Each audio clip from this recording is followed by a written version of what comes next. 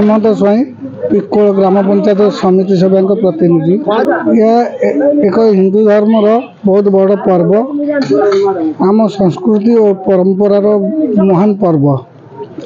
आम पंचायत को एकत्रित करने आम होली पर्व आयोजन कलु।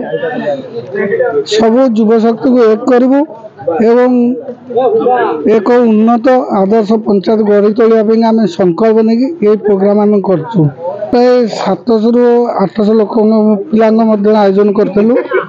सका 7टा आम आरंभ करूँ। दहीबरा आयोजन गुगुन व्यवस्था करूँ।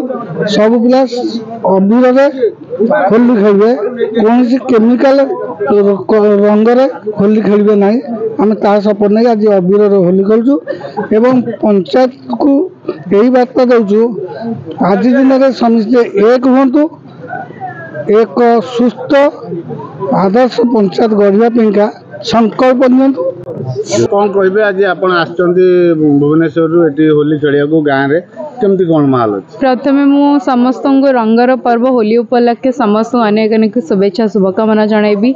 यह प्रथम थर पर नुह, सब वर्ष होली मु गाँव में ही पालन करथाए एवं किंतु आज मो गाँव भाई मान सहित होली सेलिब्रेट करी मते बहुत भल लगिला एवं समस्त सुख समृद्धि कामना करुचे। आज निश्चित भाव में मुझे कहली मुझे होली खेलेनी किंतु जेतिक वर्ष है मु अच्छी आसी सब वर्ष मो बाबा सहित आम गाँव में होली सेलिब्रेट करता।